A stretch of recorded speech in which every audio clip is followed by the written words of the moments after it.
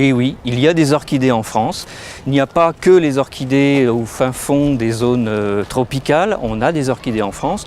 Alors certes, elles sont moins grandes, elles n'ont pas forcément des couleurs chatoyantes, mais on a des orchidées en France.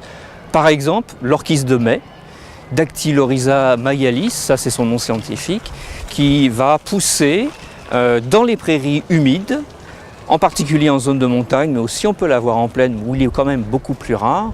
Et son nom indique sa période de floraison, on l'appelle l'orchis de mai, puisqu'il fleurit au mois de mai. Alors on trouve cette orchidée un petit peu partout en France, plutôt en zone de montagne, mais aussi en zone de plaine où il est quand même relativement rare. Mais comme c'est une espèce qui se plaît uniquement dans les prairies moyennement humides, c'est un milieu qui là aussi est laissé de plus en plus à l'abandon. On y met de moins en moins les bêtes pour la pâture, ce qui fait que ces prairies se ferment là aussi.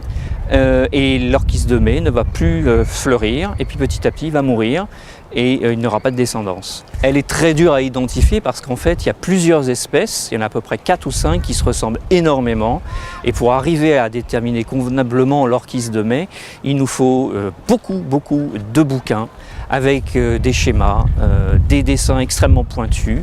Les orchidées en plus sont ce qu'on appelle polymorphes, c'est-à-dire qu'une même espèce peut avoir des tailles, des formes, des couleurs différentes, ce qui fait qu'en fait c'est toujours très difficile à déterminer quand on est sur le terrain. Il faut qu'on prenne beaucoup de photos, qu'on fasse une description complète des individus pour savoir exactement à quelles espèces ils appartiennent. Je peux vous assurer que surtout chez les orchis de mai, on a beaucoup de mal et parfois on s'arrache les cheveux.